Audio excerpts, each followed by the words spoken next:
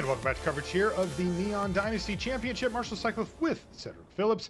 And we've got round one action. This is game number 2 between Yuuki Ichikawa and Eli Loveman. On the bottom part of your screen here, you'll see Eli is playing mono white aggro. And in the hands of Ichikawa, well, he's picked up this runes deck that some of his teammates has as well. What are the selling points on playing the mono white deck, Cedric?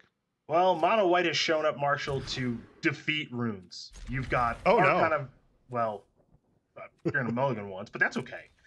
You've got Archon of Emeria. You have Thalia, Guardian of Thraben, to slow them down. You've got Skyclave Apparition and Brutal Cathar to be able to kill their key creatures. And that, I don't want to say is enough, but that might just be enough, because they just don't have a lot going on then, right? This deck looks like it's like tailor-made. They're even playing Hopeful Initiate. What is going on here? You got to get the party started with something. So Hopeful Initiate, which also does destroy enchantments. Okay, great. Yeah. That's a great place to be in. So this is the full, hey, we came for you kind of deck. And so that's part of the reason that Eli Loveman is already up a game, and it didn't take very long. There's a Runeforge champion. So kick off the festivities here for Yuuki the right way. He had to go Rune of Might to cycle last turn, but still found the Runeforge champion. But there's Archon of Emeria, and that means that Yuuki only gets to play a card per turn. And this deck, he had it too. The Jukai Naturalist plus the Runeforge plus some runes. He was going to be able to go off here, but not so much. Yeah, to go absolutely nuts, but as you mentioned, not so much. So this is the innovation, as we mentioned in the last match, here from the team from Japan, which is, okay, Skyclave Apparitions in the main deck, an additional one in the sideboard, to have some ways to get Archon and other problematic creatures and permanents off the battlefield. Let's see if Eli can continue the kind of, we call these the hate bears deck, right? The types of creatures that can make your life difficult with regards to casting spells. It looks like it's going to be Inquisitor Captain, though, and he's going to get a second Hopeful Initiate out of that. So Eli that turn had the opportunity to spend all of his mana to play Inquisitor Captain and maybe hit with the appropriate Seek, or just play an Archon of Emeria and be a little mana inefficient. Took the high ceiling line of Inquisitor Captain and used all of my mana. Punished? I think he's about to get punished badly. We finally get to see this deck do its thing. Let's see what it does. A Rune of Might. It's not so much, Marshall, about this turn of like, hey, I went off and I killed you. It's not even about that. It is, I get to play all my stuff, right? Totally. Because before he couldn't go. Just to do stuff, get this garbage out of my hand, put it all on the battlefield as best as I can, and then, I've got some other stuff in the holster. But before, this wasn't even going to be an option if Archon was on the battlefield. That's right. And as you can see, those runes cost no mana there for Yuuki Ichikawa. He was able to just deploy all of them. He now has a 3/4, a 3/3, and a 2/2. Thalia, Guardian of Thraben, and an Archon of Emeria will hit the battlefield. So the party's over here for Yuuki, but he got his turn to kind of empty his hand. Now he has to deal with more nonsense. Showdown of the Skulls looks worse in the face of these cards. This mono white deck really seems tailor-made to take down Naya runes in kind of a rude way. Like, this is an unkind gesture here from Loveman. I would agree with you. I mean, this game right now, in my opinion, we're looking at a pretty even game thus far. But, Showdown of the Skulls could sort of change that. But you see Ishikawa, who, as we all know, won the Innistrad Championship, has to think a little bit about what this turn is going to look like, or more importantly, what future turns are going to look like when Archon of Emeria is involved. I feel like I would be personally offended a little bit that somebody brought this deck, but there would be a lot of offense to hand around because a lot of people are playing this white deck in the tournament. If you're a runes player, you have to really look at the metagame breakdown and go, oh no. Well, yeah, you would hate me then, because I would almost certainly bring the mono white deck to this tournament. Oh yeah, I mean, you would have wanted to anyway, and now you're just getting spotted, all this extra action. Oh boy, another Inquisitor Captain off the top. Has to be one of the best draws here for Loveman, continuing to build out his board. Oh, we got ourselves maybe a little bit of a whammy here as far as the trigger is concerned. It actually happened?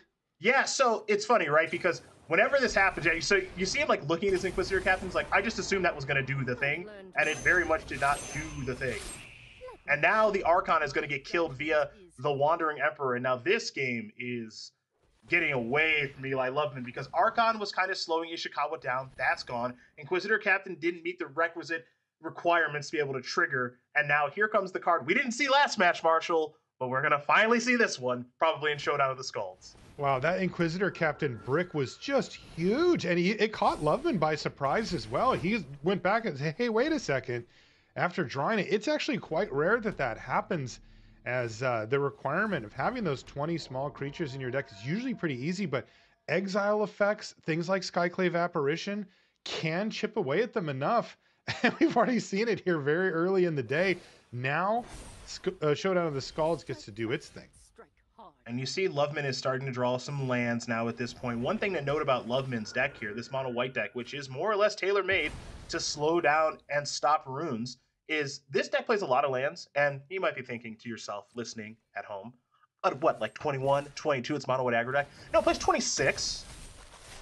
26 is a ton. Lands in an aggro deck. Yeah, that is. Like, how many lands would you say on average a mono white aggro deck would play? 22, 23, you know, if you've got some creature lands, maybe 24. Like if you have lands that also double as things to do, sure. But we're talking 26 here.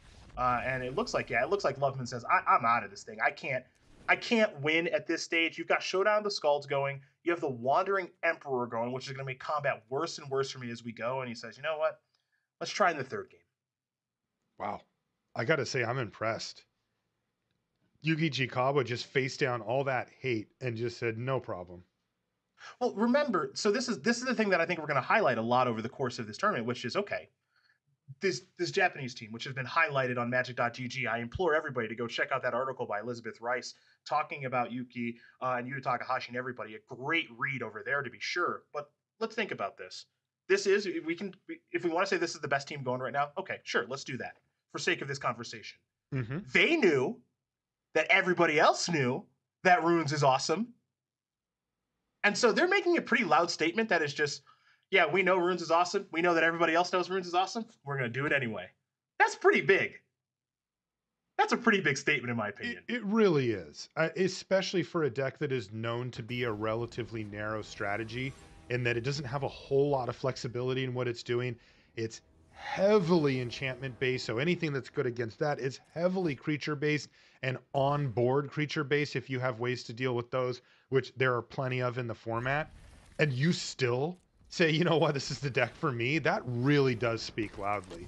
Yeah, so maybe this deck is able to stand up to a lot of hate and work itself through it. Look, we just saw in the last game Archons, Plural, Skyclave Apparition, OK, and a bunch of other stuff just kind of floating around, and Ishikawa was able to work through that with relative ease. So, see how this third one goes, Marsh. I think one of the interesting things here about the Runes deck as well is its ability to transfer over into a little bit more of a controlling, you know, like we see Portable Hole here from Yuuki Ichikawa. It doesn't really fit the deck at all, right? It doesn't really have much to do in this archetype, yet here it is doing things. And he, you know, Yuuki still has the ability to get a value engine going, to lean on cards like Showdown, and to actually get the job done. Mm-hmm. Tough one here for Yuuki. Really would have loved a second white source there to fire off a Skyclave Apparition, just take care of that aspirant right here, right now. But unfortunately, he wasn't able to. Cycles away a rune just to try to find the right color of mana. So, and the aspirant's a 4/4 now. I'm going to disagree with you just a little bit there, partner. Okay. I think this aspirant is reserved for a Hate Bear-esque card. The Apparition is? Okay. Yes, that's what the Apparition, excuse me, not the aspirant. I believe that Yuki's Apparition is saying, I'm going to kill Thalia. I'm going to kill Brutal. Gotcha. I'm going to kill something like that because, okay, I'll take some licks from this aspirant. It's a little bit annoying that you're working on my life total like this, but it's not the end of the world because I have a Valorous stance to kill it at some point. Right. I've just drawn another copy of Portable Hole, and then, you know, if that thing is, you know, getting a little out of control, maybe I'll deal with it then. Now, the other point I want to make really quickly is I think I said something about 26 lands a few minutes ago from the mono white deck. Yeah, you did. Yeah, okay. Well, could use one of them. Just maybe. Play so many for a reason. Could use one of them. Yeah, maybe just the one. Yeah, just maybe the third one would be nice. Yeah, this is getting a little bit tough here for Loveman, facing down 4 copies of 3-mana creatures in hand here. And meanwhile, yeah, his board is getting torn apart by these Portable Holes. And as you mentioned, the Valorous stance still sitting there waiting to kill the now 4 toughness and 4 powered Luminarch Aspirant. In the meantime, Runeforge champion, do we think there's that white source as well? Are we going to see him just snap this thing off right now? Yep. Yes, we are. And as you mentioned, that apparition is waiting and ready. And there's the land off the top now for Loveman. He really needed to see that this turn. And he's going to have to go for apparition to kind of reset this Runeforge champion. That was a big draw step there for Loveman. Yeah, really needed that one this turn to be able to slow things down, and has found it. So I'm going to cut this game back to even a little bit as far as the advantage bar is concerned, because now Loveman has spells to play. And as you see with Ishikawa's hand, not a ton going on. Yeah, there is a Cave of the Frost Dragon, could fire that bad boy up. You do have a Skyclave Apparition to be able to handle a problem, but by and large, we're starting to even up a little bit here, because I imagine perhaps Archon of Emir will be on the way here soon. And so now you're seeing what I was talking about earlier with the apparition, because Ishikawa was thinking, do I actually want to cast that right now? And it looks like he does. Going to take care of the portable hole, get the Kami of Transience back, and now play the Rune of Might, grow the apparition, trigger, draw a card, grow the Kami. So not a bad turn.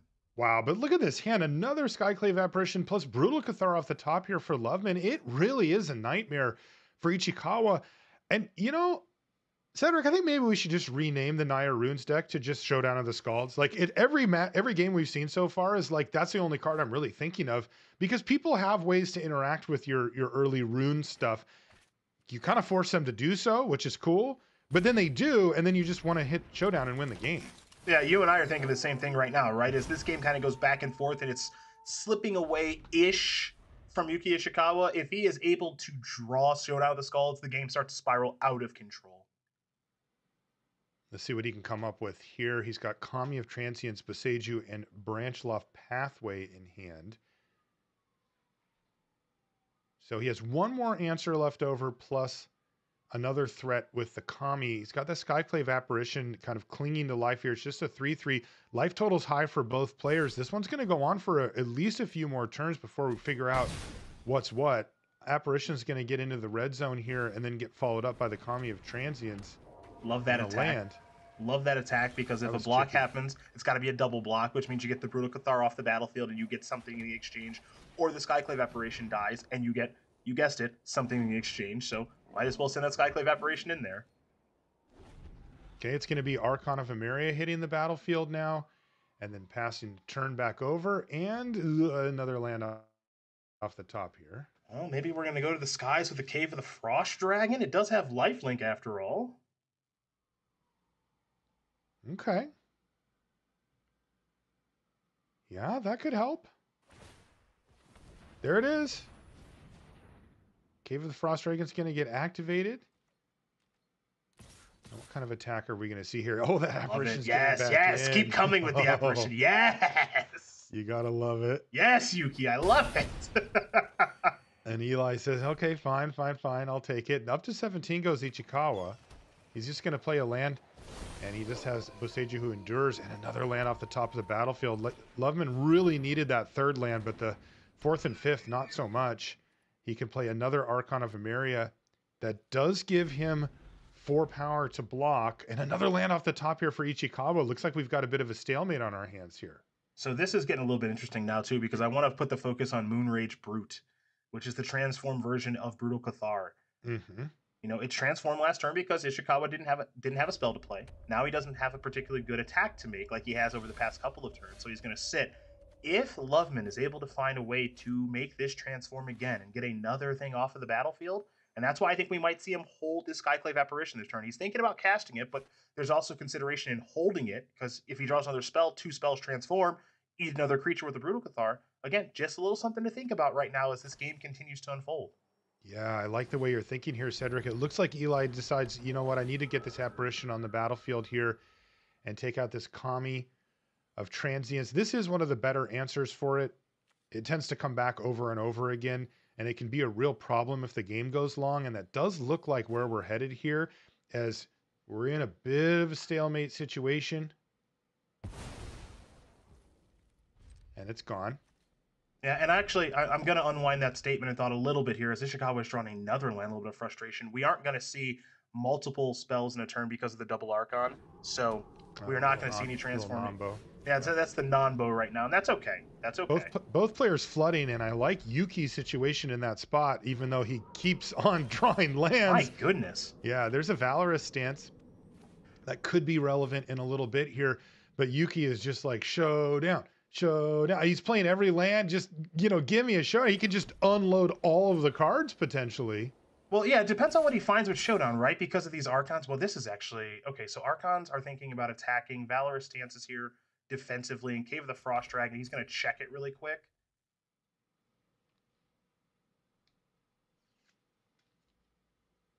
Because Cave of the Frost Dragon being a 3/4 is what was stopping Loveman from making any relevant attacks. Right, and now with the Valorous stance, that opens up the door for him to send in, kind of dare Ichikawa to fire up the cave on either side. And Ichikawa, smart, he knows what's up. And is it a showdown off the top? It's another Kami of Transience.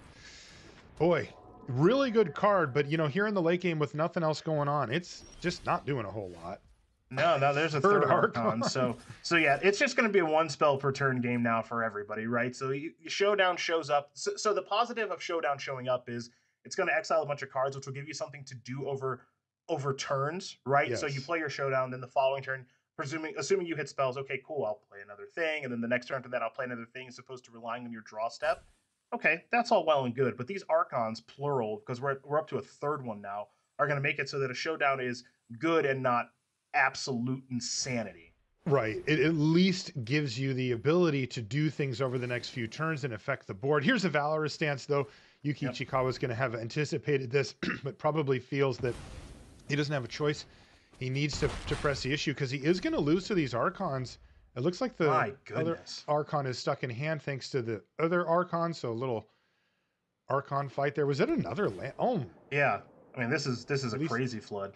This is crazy. At least he gets a scry.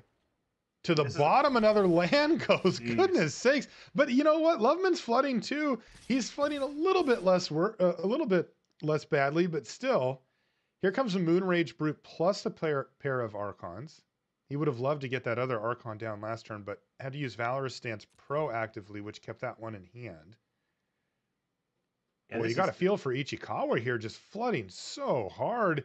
And you know, the tight grip of these Archons is now upon him. I just don't really see a way out for him at this point. Yeah, I don't even know what the best draw step is here now. Again, because Showdown is just going to be too slow. You're not going to do anything crazy.